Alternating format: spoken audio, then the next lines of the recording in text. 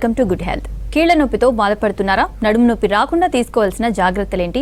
కీళ్ల నొప్పి, నడుము నొప్పులకు హోమియోపతిలో ఎటువంటి చికిత్స అందుబాటులో ఉందో మనకు తెలియజేయడానికి హోమియోకేర్ ఇంటర్నేషనల్ డాక్టర్ కవిత గారు మనతో పాటు ఉన్నారు. వారిని అడిగి మరిన్ని విషయాలు తెలుసుకుందాం.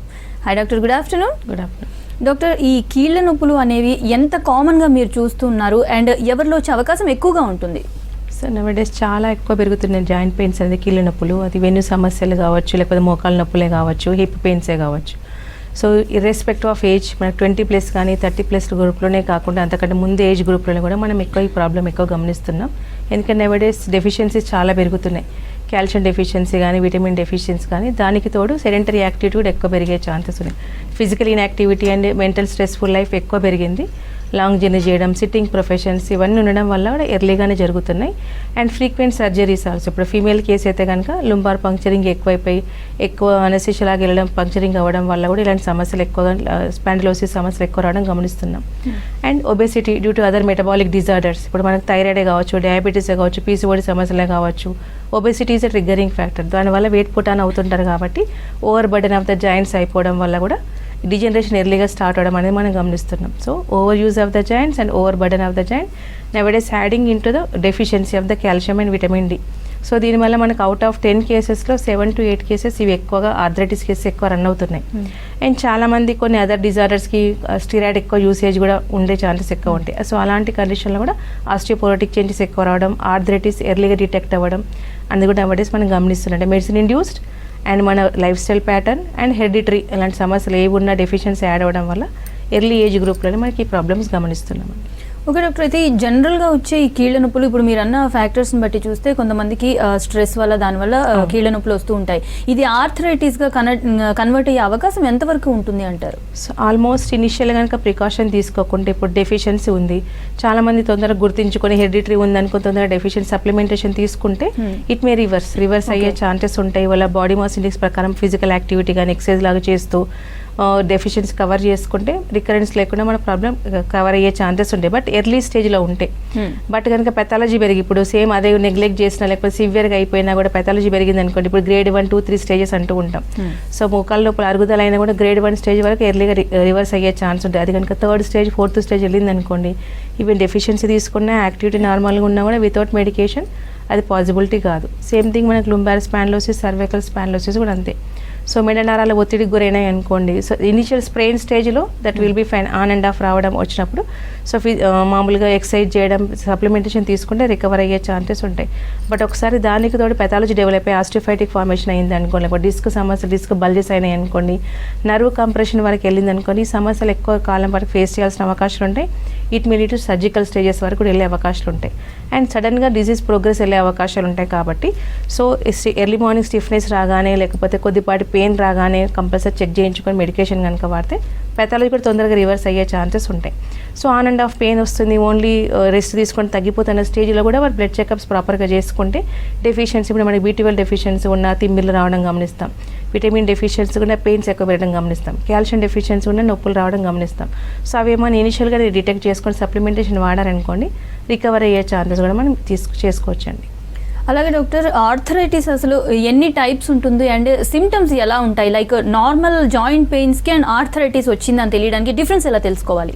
సో యాక్చువల్గా మనకు ఆర్థరైటిస్ సో మెనీ వెరైటీస్ ఉంటాయి. కాకపోతే మనకు క్లినికల్గా ఎక్కువ అంటే 6 to 7 వెరైటీస్ ఎక్కువ విజిట్ అవుతూ ఉంటాయి. సో ఆస్టియో ఆర్థరైటిస్ అని చెప్పేసి మనకి డిజనరేటివ్ ఆర్థరైటిస్ అంటూ ఉంటాం. సో ఇది అరుగుదల వల్ల వచ్చే సమస్య, డెఫిషియన్సీ వల్ల వచ్చే సమస్య, ఇందాక నేను చెప్పిన ఓవర్ బర్డెన్, ఓవర్ యూజ్ వల్ల వచ్చేది. కొన్ని రకాల ఆటోఇమ్యూన్ డిజార్డర్స్ ఉంటూ ఉంటాయి. రుమటాయిడ్ ఆర్థరైటిస్ కానీ SLE ఆర్థరైటిస్ అని గమనిస్తుంటాం. యాంగ్లోజింగ్ స్పాండిలోసిస్ కూడా గమనిస్తుంటాం. సో ఇవి మనకు ఇమ్యూనో సప్రెసివ్ డిజార్డర్స్ కాబట్టి సెల్ఫ్ డిస్ట్రక్షన్ ప్రాసెస్లో irrespective of age abnormal immunity response వల్ల మనం గమనిస్తుంటాం. సడన్గా రావచ్చు, ఫాస్ట్గా ప్రోగ్రెస్ అయ్యే ఛాన్సెస్ ఉంటాయి, మల్టిపుల్ జాయింట్స్ ఇన్వాల్వ్ అయ్యే ఛాన్సెస్ ఉంటాయి. కొన్ని రకాల ఆర్థరైటిస్ ఏంటంటే యూరిక్ యాసిడ్, అంటే మన మెటబాలిక్ డిజార్డర్స్లో మనకు ప్రోటీన్ రిచ్ డైట్ ఎక్కువ తీసుకునే వాళ్ళు కూడా, సో మనం తీసుకునే ఫుడ్ పరంగా వచ్చే ఆర్థరైటిస్ కనుక గౌటీ ఆర్థరైటిస్ అంటూ ఉంటాం. ఇంకొకటి ఇన్ఫెక్టివ్ ఆర్థరైటిస్ అంటూ ఉంటాం. అంటే టీబీ పెథాలజీ ఏమన్నా పాస్ట్ హిస్టరీ ఉన్న టీబీ స్పైన్ కానీ, టీబీ నీ జాయింట్స్ కానీ, టీబీ హిప్ జాయింట్ కానీ మనం గమనిస్తుంటాం. సో ఇది ఎక్కువగా మనకి ఇన్ఫెక్టివ్ ఆర్థరైటిస్ కింద గమనించే అవకాశాలు ఎక్కువగా ఉంటాయి.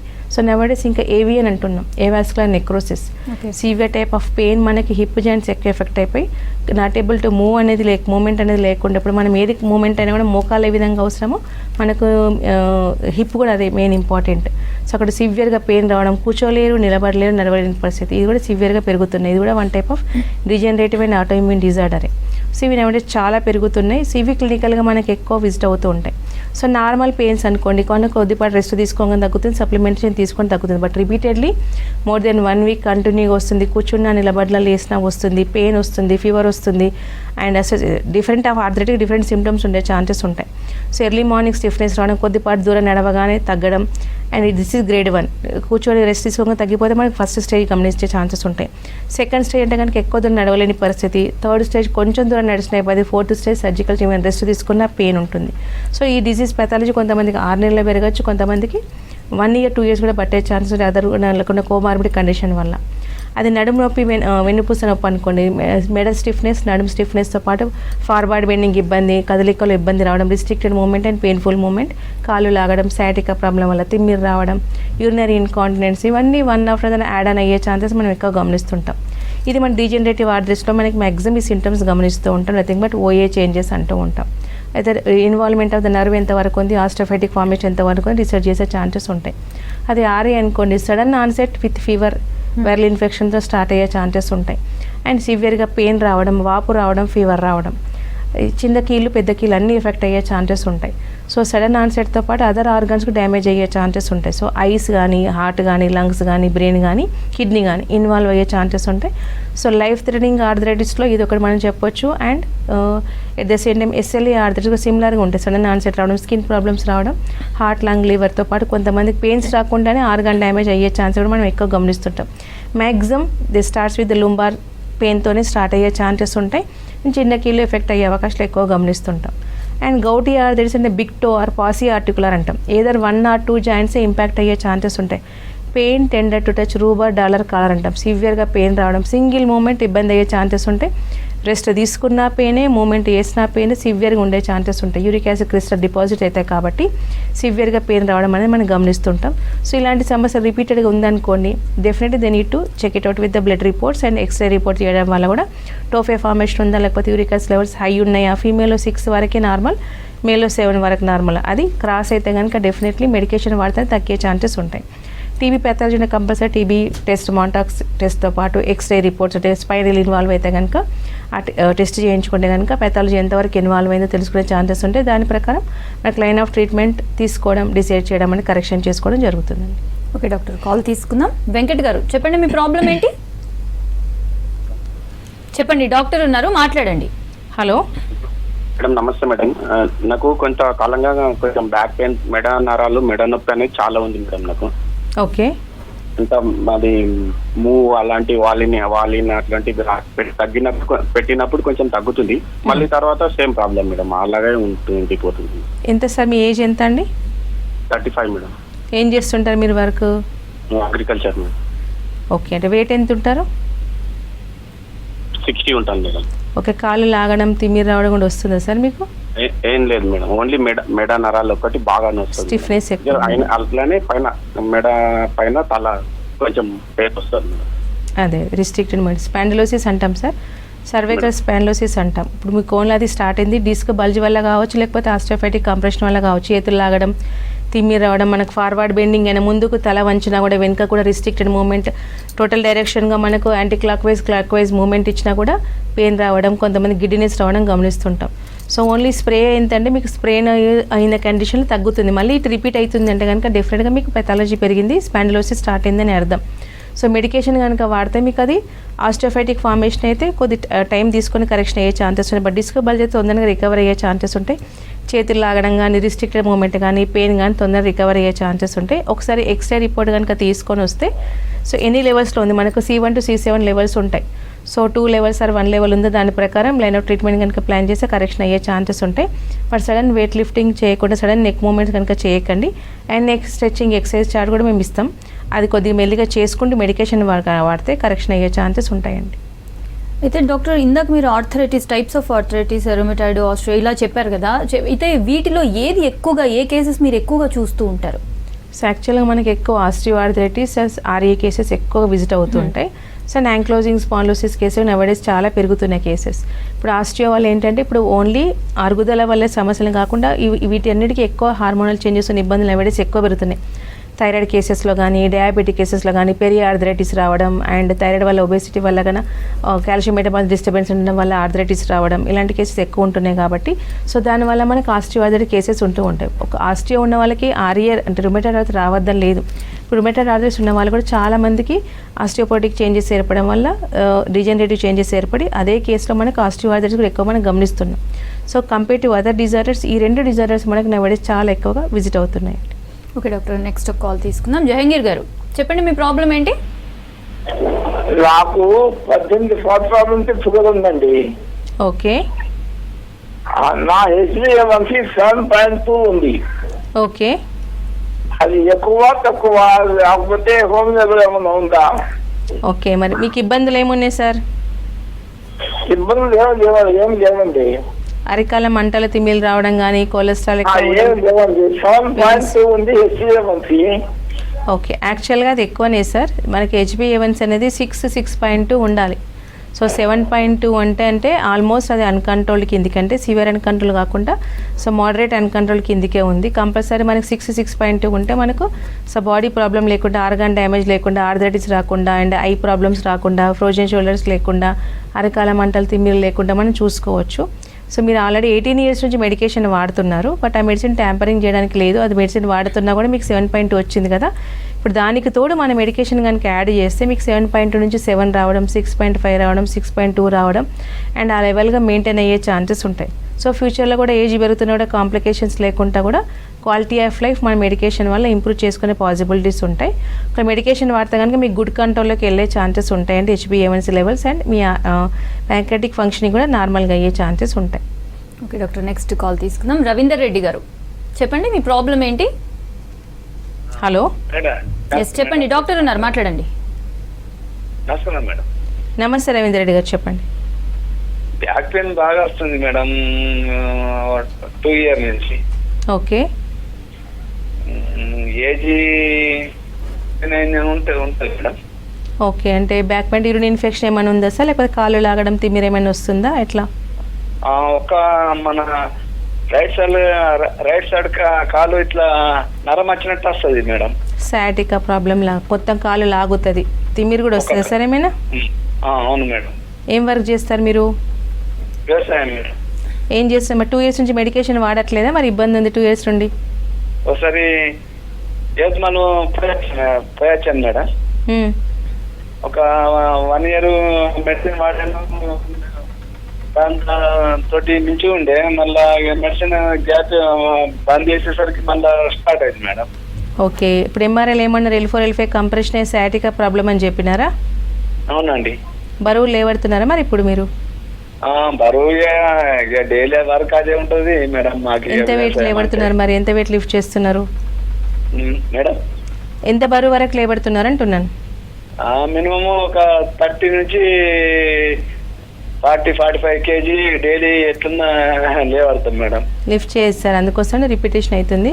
స్పాండిలోసిస్ సయాటికా ఉంది, ఎందుకంటే ఇప్పుడు మన బరువు మీ బాడీ వెయిట్ ప్లస్ దానితో మరి 30-40 కేజీస్ అంటే ఎక్కువైపోయి డిస్క్ ప్రొలాప్స్ అని బల్జ్తో పాటు ప్రొలాప్స్ అయిపోయి స్లిప్ డిస్క్ అయ్యే ఛాన్సెస్ ఉంటాయి. ఎమర్జెన్సీ కండిషన్ క్రియేట్ అయ్యే ఛాన్సెస్ ఉంటాయి. సో ఈవెన్ మీరు మెడికేషన్ వాడినా వాడకుండా ఈవెన్ సర్జరీ అయినా కూడా కంపల్సరీ వెయిట్ లిఫ్టింగ్ అవాయిడ్ చేయొద్దు. 40 కేజెస్ అంటే నాట్ అ జోక్, హయ్యర్ వెయిటే. కంపల్సరీ అవాయిడ్ చేస్తూ మెడికేషన్ వాడతాను. కంప్లీట్గా మీకు ప్రొలాప్స్ కండిషన్ ఉన్నా కూడా డిస్క్ బల్జెస్ ఉన్న నార్మల్ కండిషన్లోకి వచ్చి సయాటికా ప్రాబ్లం రికవర్ అయ్యే ఛాన్సెస్ ఉంటాయి. అట్ ద సేమ్ టైం అక్కడ ఉన్న కండరాలు స్ట్రెంథనింగ్ ఎక్సర్సైజ్ అని మేము ఇస్తాం, లుంబార్ ఎక్సర్సైజ్ చార్ట్ అనేది. ఆ ఎక్సర్సైజ్ చేస్తూ ఉండి వెయిట్ లిఫ్ట్ చేయకుండా చేయగలిగితే కనుక 5 to 10 kgs is okay, complete recover అయినా కానీ నాట్ మోర్ దెన్ దట్. అంతకంటే ఎక్కువ లిఫ్ట్ చేస్తే మళ్ళీ ప్రాబ్లం రిపీట్ అయ్యే ఛాన్సెస్ ఉంటాయి. సో అది ప్రికాషన్ తీసుకోవాల్సిందే. కంపల్సరీ కండిషన్ తీసుకుని మెడిసిన్స్ వాడితేనే మీకు టోటల్ రికవర్ అయ్యే అవకాశాలు ఉంటాయండి. ఓకే డాక్టర్, నెక్స్ట్ కాల్ తీసుకుందాం. వెంకటనారాయణ రెడ్డి గారు, చెప్పండి మీ ప్రాబ్లం ఏంటి? మేడం నాకు ఒక 2023లో రొమటాయిడ్ ఆర్థరైటిస్ పాజిటివ్ వచ్చింది మేడం. 29 వరకు స్కోర్ వెళ్ళింది. ఓకే. తర్వాత నేను మళ్ళా ఒకసారి హోమియోపతిలో ఒక డాక్టర్ దగ్గర మెడిసిన్ తీసుకుంటే మళ్ళీ నెగిటివ్ వస్తుంది. ఇప్పటికి చాలా సార్లు నెగిటివ్ వస్తుంది నాకు. దాంతో పాటు మేడం ఏమైతుందంటే నాకు ఈ జాయింట్ పెయిన్స్, లైట్ గా తిమ్మిర్లు, కాళ్ళు ఫీవర్ వచ్చినట్టు కంటిన్యూ అవుతుంది మేడం ఇది ఇట్లా. ఓకే, మీకు ఆర్ఏ ఫ్యాక్టర్ ఒకటే కాకుండా యాంటీసీసీపీ, సిఆర్పి, ఏఎస్ఓటేటర్ కూడా చేయించారా సార్ మరి మీరు? అన్ని చేయించాను మేడం, అన్ని నార్మల్ గా వస్తున్నాయి. ఓకే, మరి deficiency of calcium and vitamin D ఏమైనా ఉందా? అవి కూడా వెళ్ళలేదు. విటమిన్ B12 కొద్దిగా తక్కువ ఉన్నది మేడం, దానికి కూడా ఇంజెక్షన్స్ తీసుకున్నాము. ఓకే, తీసుకున్న తర్వాత తిమ్మిర్లు ఇవి మంటలు తక్కువ అవుతున్నాయి మేడం. అది 6 weeks తీసుకున్నాను. ఓకే, సో ఆర్ఏ వరకు మీకు బెటరే ఉంది. Stiffness, pain on and of వస్తుంటారు కాబట్టి డెఫిషియన్సీ ఉంది కాబట్టి మీకు అది వస్తుంది. B12 డెఫిషియన్సీ ఉంది, తిమ్మిరవి కూడా తగ్గినాయి కాబట్టి ఫీవర్ ఆన్ అండ్ ఆఫ్ వస్తుంది అంటుండే. కొన్ని మంత్స్ ఇంకా రెగ్యులర్గా మెడికేషన్ వాడితే సిమ్టమ్స్ కూడా నీకు టోటల్గా క్లియర్ అయ్యే ఛాన్సెస్ ఉంటాయి. ఎందుకంటే ఆల్మోస్ట్ మీకు 28 నుంచి నెగిటివ్ అన్నారు. యాంటీసీసీపీ అండ్ ఈఎస్ఆర్, ఏఎస్ఓడేటర్ మొత్తం నెగిటివ్ వచ్చినా కూడా కొన్ని సప్లిమెంటేషన్ తీసుకుంటే కొన్ని రోజులు మెడికేషన్ వాడే కనుక మీకు కంప్లీట్ రికవర్ అయ్యే ఛాన్సెస్ ఉంటాయి. బట్ ఫిజికల్ యాక్టివిటీ అనేది, మూమెంట్ అనేది, మోడరేట్ ఎక్సర్సైజ్ కనుక చేస్తే మీకు మెడికేషన్ రిక్వైర్మెంట్ లేకుండా చేసుకోవచ్చు. బట్ ఎవ్రీ టైం ఆర్ఏ వాళ్ళకి haemoglobin and vitamin D and calcium deficiency B12 deficiency ఎక్కువ ఉంటుంది. సో ఎవ్రీ 3 months కానీ 6 ఈవెన్ అది నెగిటివ్ వచ్చినా కూడా ఎవ్రీ 6 monthsకి ఒకసారి కానీ రిపోర్ట్ చేయించుకుంటూ ఆ సప్లిమెంటేషన్ వాడితే మీకు ప్రాబ్లమ్స్ లేకుండా చేసుకోవచ్చు sir. Okay doctor, next call తీసుకుందాం. శ్రీనివాస్ గారు, చెప్పండి మీ ప్రాబ్లం ఏంటి? మేడం, నాకు ఈ మోకాళ్ళ నొప్పులు బాగా విపరీతంగా వచ్చినాయి, వాపు వచ్చినాయి. ఓకే. ఇంతకుముందు హన్మకొండలో చూపించుకుంటే ఈ మోకాళ్ళ గూజు అనేది అరిగిందని చెప్పారు. ఓకే. దానికి మెడిసిన్ రాసిచ్చారు కానీ ఏం మాత్రం తగ్గడం లేదు. ఓకే, అట్నే కంటిన్యూ అవుతుంది. ఎంత సార్ మీ ఏజ్? ఏ స్టేజ్ ఉందన్నారు మోకాళ్ళ అరుగుదల? 48 అండి నా ఏజ్. స్టేజ్ ఏదన్నారు? 4th స్టేజా, 3rd స్టేజ్? ఏ స్టేజ్ అన్నారు? అంటే ఇప్పుడే అరుగుదల స్టార్ట్ అయిందని అన్నారు. ఓకే, ఏం వర్క్ చేస్తారు మరి మీరు? మేము గీత కార్మికులం, గౌడ్స్ తాళ్ళు ఎక్కుతామండి. ఓకే, మీదికి ఎక్కుతారు. Okay, so grade 1, grade 2 stage అయితే రికవర్ అయ్యే ఛాన్సెస్ ఉంటాయి సార్. మరి బరువు ఎంత ఉంటారు మీరు? మేము బరువు 65 ఉంటా. సో ఓవర్ వెయిట్ కూడా ఏం లేరు. బీపీ, షుగర్, థైరాయిడ్ ఏమైనా ఉందా? అన్ని నార్మల్ ఉన్నాయి. ఓకే, యాక్చువల్గా ఇక గ్రేడ్ 3 స్టేజ్ వరకు రికవర్ అయ్యే ఛాన్సెస్ ఉంటాయి. మరి ఎర్లీ డిజనరేటివ్ చేంజెస్ అంటున్నారు, మరి వాడినా తగ్గట్లేదు అంటే కనుక కాల్షియం, విటమిన్ బాగా తగ్గినా ఉంటుంది. ఆ సప్లిమెంట్ తీసుకుంటే మనకు హోమియో చికిత్స కనుక వాడితే డెఫినెట్గా మీకు రీజనరేషన్ అయ్యే ఛాన్సెస్ ఉంటాయి. పెయిన్ రిలీఫే కాకుండా స్టేజ్ పెరగకుండా రికవర్ అయ్యే ఛాన్సెస్ ఉంటాయి. ఇప్పుడు మనకు ఒబెసిటీ ఉండి, ఓవర్ వెయిట్ ఉండి, అదర్ ప్రాబ్లమ్స్ ఉన్న వాళ్ళకే కొంచెం మీకు టైం తీసుకునే ఛాన్సెస్ ఉంటాయి. బట్ అదేవి లేదు కాబట్టి డెఫినెట్గా రికవర్ అయ్యే ఛాన్సెస్ ఉంటాయి. ఒకసారి రిపోర్ట్స్ కనుక తీసుకొని మీకు బ్రాంచ్ విజిట్ అయితే డెఫినెట్గా సొల్యూషన్ ఉండే అవకాశాలు ఉంటాయండి. ఓకే డాక్టర్, నెక్స్ట్ కాల్ తీసుకుందాం. రవీందర్ గారు, చెప్పండి మీ ప్రాబ్లం ఏంటి? చెప్పండి, డాక్టర్ ఉన్నారు, మాట్లాడండి. హలో మేడం, నమస్తే. నమస్తే రవీందర్ గారు, చెప్పండి. మేడం, ఇది నాకు మేడం ఒక 4 years బ్యాక్ మేడం వెనకాల ఇది వెన్నుపూస ఒక బల్జ్ అయిందని చెప్పారు నాకు. నేను స్కాన్ తీసుకున్నాను. అది పెయిన్ వస్తుంది మేడం. అంటే ఏం చేసారు, అది ఫిజియోథెరపీ చేసుకోమని చెప్పారు. అది తీసుకుంటున్నాను.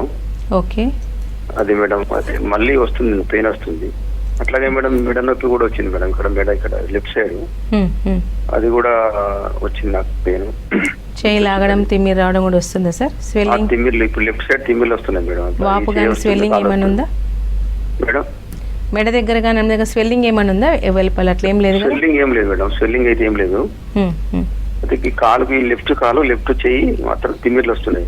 ఓకే, ఇటు సయాటికా ఉంది, స్పాండిలోసిస్ స్టార్ట్ అయింది. సో మీకు ఓన్లీ ఫిజియోతో తగ్గదు సార్. ఫిజియోతో పాటు మెడికేషన్ కనుక వాడాలి. మెడికేషన్ అంటే ఓన్లీ పెయిన్ కిల్లర్ రూపంలో కాకుండా సో మనకు అక్కడ డిస్క్ బల్జెస్ రికవర్ అయితే కనుక కంప్రెషన్ తగ్గిపోయి కాళ్ళు లాగడం, తిమ్మి రావడం తగ్గుతుంది. సేమ్ థింగ్ మెడ దగ్గర కూడా అయింది. సో లుంబార్లో అయింది, దాన్ని ప్రాపర్గా ట్రీట్ చేయట్లేదు కాబట్టి సర్వైకల్ కూడా అది ఎక్స్టెన్షన్ అయింది problem. Lumbar and cervical spinal both left సైడ్కి కంప్రెషన్ అవుతుంది. సో మెడిసిన్ వల్ల మీకు చేతి లాగడం కాలు లాగడం ఫస్ట్ తగ్గుతుంది, దెన్ తిమ్మిలు తగ్గిపోయి నెక్స్ట్ స్టిఫ్నెస్ తగ్గి పెయిన్ తగ్గిపోయే ఛాన్సెస్ ఉంటాయి. సో ఒకసారి మీరు ఎంఆర్ఐ రిపోర్ట్ కనుక తీసుకొని వస్తే దాని ప్రకారం ట్రీట్మెంట్ స్టార్ట్ చేయొచ్చు. కొన్ని మంత్స్ రెగ్యులర్గా కనుక వాడితే రికవరీ ఉండే ఛాన్సెస్ ఉంటాయి. మళ్ళీ ప్రాబ్లం లేకుండా ఉండడానికి మనం ఎక్సైజ్ చార్ట్ చెప్తాం. అది ఫ్యూచర్లో కూడా ఎక్సైజ్ కనుక కంటిన్యూ చేస్తే ప్రాబ్లం రిపీట్ కాకుండా కూడా చూసుకోవచ్చండి. ఓకే డాక్టర్, నెక్స్ట్ కాల్ తీసుకుందాం. జలీందర్ గారు చెప్పండి, మీ ప్రాబ్లం ఏంటి? మేడం ఇది కొంచెం నాకు గ్యాస్ ట్రబుల్ ఉంది మేడం. బాగా మొన్న ఏసీ హాస్పిటల్లో చూపించుకున్నాను. ఓకే, విండోస్కోప్ వేసిన అందులో కొంచెం అరుగుదల తక్కువ ఉందని మెడిసిన్ రాశాను మేడం. స్టమక్ ప్రాబ్లం ఉందని. ఓకే, అంటే అల్సర్స్ ఏమైనా ఉన్నాయా సార్? ఎరోజన్స్ కానీ అల్సర్స్ కానీ? అవసరం లేదు మేడం, కానీ అరుగుదల చాలా తక్కువ. ఓకే, కడుపులో మంట కానీ కడుపు ఉబ్బరం కానీ ఉందా? అవును మేడం, ఉబ్బరం లేదు, మంట వస్తుంది మేడం బాగా. ఓకే, టైంకి ఫుడ్ తీసుకోరా? డ్యూటీలో ఉన్నప్పుడు తేడా అవుతుంది మేడం అట్లా. ఓకే, అది ఒక రీజన్ అయ్యే ఛాన్స్ ఉంటుంది. ఇది అసిడిక్ గ్యాస్ట్రైటిస్ అంటూ ఉంటాం. ఇంకా అల్సర్ ఫార్మేషన్ కాలేదు, ఇంకా అల్సర్ ఫార్మేషన్ కాలేదు. So medicines on time food తీసుకోవాలి. కొంచెం పులుపు పదార్థాలు తక్కువ తీసుకొని, స్పైసీ మసాలా తక్కువ తీసుకొని ఆన్ టైం ఫుడ్ తీసుకుంటే రికవర్ అయ్యే ఛాన్సెస్ ఉంటాయి. అల్సర్ ఫార్మేషన్ అయిపోయి బ్లోటింగ్ అబ్డామిన్ అయిందనుకోండి, విత్ మెడికేషన్తోనే తగ్గే ఛాన్సెస్ ఉంటాయి. ఇప్పుడు ఇచ్చే మెడికేషన్తో మనకు ఫ్లోరా నార్మల్గా అవుతున్న కొద్దీ మెడిసిన్తో రికవర్ అవుతుంది. బట్ ఆన్ టైం ఫుడ్ మాత్రం మీరు రెగ్యులర్గా కంపల్సరీ తీసుకోవాల్సిన అవకాశాలు ఉంటాయండి. ఓకే డాక్టర్, అయితే ఇందాక మీరు ఆస్టియో అండ్ రుమటాయిడ్ ఆర్థరైటిస్ ఎక్కువగా మీరు చూస్తున్న కేసెస్లో ఇవి రెండు ఎక్కువ చూస్తూ ఉంటానన్నారు కదా, అయితే వీటిలో ఏది ఎక్కువ సీరియస్ ప్రాబ్లమ్ అండ్ తగ్గడానికి ఏది ఎక్కువ టైం తీసుకుంటుందంటారు? యాక్చువల్గా మనకు osteo arthritis slow onset. So gradual ఒక బిగ్గర్ జాయింట్స్ ఎఫెక్ట్ అయితే ఒక జాయింట్ ఇంపాక్ట్ అయిన తర్వాత ఇంకో జాయింట్ ఎఫెక్ట్ అయ్యే ఛాన్సెస్ ఉంటాయి. సో మనకు వెయిట్ బేరింగ్ జాయింట్స్ కాబట్టి నడకలో ఇబ్బంది రావడం ఉంటుంది. బట్ అది it is limited to the joints only. అది ఓన్లీ జాయింట్స్ వరకు ఇంపాక్ట్ చేసే ఛాన్సెస్ ఉంటాయి, వేరే అదర్ ఆర్గాన్స్ ఇంపాక్ట్ చేయదు. సో మనకు డే టు డే యాక్టివిటీస్కి ఇబ్బంది గురయ్యే ఆర్థరైటిస్ ఓన్లీ మనకు ఆస్టియో ఆర్థరైటిస్. వేరే రుమటాయిడ్ ఆర్థరైటిస్ అనుకోండి, సడన్ ఆన్సెట్ ఫాస్ట్గా డిసీజ్ ప్రోగ్రెస్ అయ్యే ఛాన్సెస్ ఉంటాయి. మల్టిపుల్ జాయింట్ సిమెట్రికల్గా అన్ని కీళ్ళు ఎఫెక్ట్ అయ్యే ఛాన్సెస్ ఉంటాయి. ఇది థ్రెటనింగ్ అండ్ డేంజరస్ ఆర్థరైటిస్ కింద కన్సిడర్ చేయొచ్చు. ఎందుకంటే ఇది మనకు డిజేబిలిటీ అనేది చాలా ఫాస్ట్గా వచ్చే ఛాన్సెస్ ఉంటాయి. డే టు డే యాక్టివిటీస్ చిన్నపాటి పనులు, కూర్చోవడం, నిలబడడం అండ్ బాటిల్ మూత తీయడం, డ్రెస్సింగ్ వేసుకోవడం కూడా, బోల్ట్ తీయడం లాంటివి కూడా సమస్యలు ఎక్కువ ఇబ్బంది అయ్యే ఛాన్సెస్ ఉంటాయి. సో లిమిటెడ్ టు జాయింట్స్ అనే కాకుండా సో మల్టిపుల్ జాయింట్స్ ఇంపాక్ట్ అవడంతో పాటు అదర్ ఆర్గాన్స్కు డ్యామేజ్ అయ్యే ఛాన్సెస్ ఉంటాయి. సో మేజర్ వైటల్ ఆర్గాన్స్ మనకు brain, heart, lungs, liver and kidney, so అవన్నీ కూడా ఇంపాక్ట్ అవ్వడం వల్ల థ్రెటనింగ్ అయ్యే ఛాన్సెస్ ఉంటాయి. కాబట్టి సో ప్రికాషనరీగా మనకు చాలా ఫాస్ట్గా మనకు ఎంత ప్రోగ్రెస్ అవుతుందో కాబట్టి రివర్స్ కూడా అయ్యే ఛాన్సెస్ ఉంటాయి. బట్ ఆల్రెడీ డ్యామేజ్ అయింది అనుకోని చాలా ప్రాబ్లం క్రియేట్ అయ్యే ఛాన్సెస్ ఉంటాయి. ఇర్రివర్సిబుల్ చేంజెస్ అయ్యే అవకాశాలు ఎక్కువగా ఉంటూ ఉంటాయి. సో ఎంత ఎర్లీగా దీన్ని డిటెక్ట్ చేసుకొని మెడికేషన్ వాడితే రికవర్ అయ్యే ఛాన్సెస్ ఉంటాయి. బట్ ఒకసారి డిఫార్మిటీ కనుక స్టార్ట్ అయిపోయి ఫామ్ అయింది అనుకోండి, ఈవెన్ సర్జరీ అయినా we can't repair that with deformity అనేది. సో మనకు స్లో ఆన్సెట్ కాబట్టి ఆస్టియో ఆర్థరైటిస్ స్లోగానే రికవర్ అయ్యే ఛాన్సెస్ ఉంటాయి. అండ్ గ్రాడ్యువల్గా థ్రెటనింగ్ లేకుండానే రీజనరేషన్ అయ్యే ఛాన్సెస్ ఉంటాయి. ఇప్పుడు ఆరియా ఆటోఇమ్యూన్ డిజార్డర్ కాబట్టి ఫాస్ట్గా ప్రోగ్రెస్ అవుతుంది. కరెక్ట్గా కనుక మెడికేషన్ పడితే ఫాస్ట్గానే రికవర్ అయ్యే ఛాన్సెస్ ఉంటాయి. సో పెయిన్ తగ్గడం, వాపులు తగ్గడం, డిఫార్మిటీ లేని స్టేజ్లో కనుక వస్తే ఫాస్ట్గానే ఉంటుంది. వన్స్ ఆర్గాన్ డ్యామేజ్ అయిపోయి ఆ ప్లూరైటిస్ రావడం, లేకపోతే కిడ్నీ ఇంపాక్ట్ అవ్వడం అండ్ ఫ్లక్చుయేషన్స్ ఆఫ్ బీపీ కానీ ఫిట్స్ లాంటివి వస్తే మాత్రం ప్రాబ్లమ్స్ క్రియేట్ అయ్యి చేసి it will take 10 to recover. So ఎంత ఎర్లీగా డిటెక్ట్ చేసుకుంటే అంత ఫాస్ట్గా మనం రికవరీ చేసే ఛాన్సెస్ ఉంటాయండి. ఓకే డాక్టర్, నెక్స్ట్ కాల్ తీసుకుందాం. వెంకటాచారి గారు చెప్పండి, మీ ప్రాబ్లం ఏంటి? నమస్తే మేడం. హలో, నమస్తే మేడం. ఎస్ చెప్పండి, ప్రాబ్లం ఏంటో చెప్పండి డాక్టర్. ఏం లేదు మేడం, ఇక్కడ ఈ కింటి నుండి మామ వరకు పాదం వరకు లాగుతుంది మేడం. సో రెండు కాళ్ళ సార్, ఎడమ వైపా కుడి వైపా? అంటే ఒక్కొక్కసారి ఎడమ వైపు ఉంటుంది, ఎక్కువ రైట్ సైడ్. ఓకే, ఎప్పటి నుంచి ఉంది సార్? కుడి కాలు ఎక్కువ ఉంటుంది, ఒక దాదాపు 6 నెలలు ఉంటుంది, లాగుతుంది బాగా. ఓకే, అంటే కాళ్ళపైన ఏమన్నా బ్లూయిష్ డిస్కలర్ అనిపిస్తుంటుంది, బాగా లాగుతుంటుంది. ఓకే ఓకే, నడుము నొప్పి కూడా ఉండేనా సార్? నడుము నొప్పి ఏం లేదు మేడం. ఓకే, అంటే కాళ్ళ మీద ఏమన్నా మీకు నీలిచార్లాగా వెరికోజ్ వీన్స్ లాగా అట్లా ఏమైనా ఉన్నాయా? ఏం లేవు కదా? ఏం లేదు మేడం. ఓకే, యాక్చువల్లీ నేను షుగర్ పేషెంట్. ఓకే, షుగర్ కంట్రోల్లో ఉంటుందా మరి? మేడం షుగర్ కంట్రోల్లో ఉంటుందా సార్ మరి అంటున్నాను? యాక్చువల్లీ మీకు బీపీ షుగర్ కంట్రోల్లో ఉంటుంది, మెడికేషన్ వాడుతున్నారు. మనకు periarthritis is very much common. Frozen shoulder ఏ విధంగా ఉంటుంది, మీకు ఇదే విధంగా స్పాండిలోసిస్ అంటాం, లుంబార్ సయాటికా ప్రాబ్లమ్ సార్, కాళ్ళు లాగడం, తిమ్మిరి రావడం అనేది. అండ్ కొంతమందికి డయాబెటిక్ పేషెంట్కి స్పాండిలోసిస్తో పాటు వెరికోజ్ వీన్స్ కూడా వచ్చే ఛాన్సెస్ ఉంటాయి. కొంతమందికి ఇంటర్నల్ ఉంటే, కొంత సూపర్ఫిషియల్ ఉంటాయి. ఇంటర్నల్గా ఉంటే మనకు అదే విధంగా కాళ్ళు లాగుతాయి, బట్ సూపర్ఫిషియల్ ఉంటేనే మనకు తెలుసుకునే ఛాన్సెస్ ఉంటాయి. డీవీటీ పాజిటివ్ రావడం చాలా కామన్ వీళ్ళకి. సో ఒకసారి త్వరగా చెక్ చేయించుకోండి, మనకు రెండిట్లో ఏ ప్రాబ్లం ఉన్నా రెక్టిఫై అయ్యే ఛాన్సెస్ ఉంటాయి. కాకపోతే ప్రాబ్లం ఏంది దీనికంటే దాని ప్రకారం కోర్స్ కనుక స్టార్ట్ చేస్తే సయాటికా ఉన్నప్పుడు తొందరగా రికవర్ అయ్యే ఛాన్సెస్ ఉంటాయి. అండ్ మజిల్ క్రాంప్స్ ఉన్నా కూడా తగ్గిపోయే ఛాన్సెస్, వెరికోజ్ డీవీటీ పాజిటివ్ ఉన్నా కూడా స్వెల్లింగ్ ఉన్నా కూడా తగ్గిపోయి పెయిన్ కూడా టోటల్గా రికవర్ చేసుకునే ఛాన్సెస్ ఉంటాయి. ఒకసారి colour Doppler test and MRI lumbar spine కనుక చేయిస్తే సో రెండు ప్రాబ్లంలు ఏది ఉందో దాని ప్రకారం ట్రీట్మెంట్ స్టార్ట్ చేస్తే కరెక్షన్ చేసుకోవచ్చు. ఓకే డాక్టర్, నెక్స్ట్ కాల్ తీసుకుందాం. రాజు గారు చెప్పండి, మీ ప్రాబ్లం ఏంటి? Hello madam. చెప్పండి, డాక్టర్ ఉన్నారు, మాట్లాడండి. హలో చెప్పండి రాజు గారు. మేడం, ఇక్కడ నా కాల్లో బొటనవేలు జాయింట్ దగ్గర స్వెల్లింగ్ వచ్చింది. ఓకే. బ్లడ్ టెస్ట్ చేస్తే ఏమన్నారంటే యూరిక్ యాసిడ్ లెవెల్స్ పెరిగినాయి అన్నారు. ఒక టాబ్లెట్ ఇచ్చారు, అయితే అది ట్రిపుల్ అని టాబ్లెట్ వాడుతున్నాను. అయితే వాడిన తర్వాత రెస్ట్ చేసుకున్నప్పుడు తగ్గుతుంది.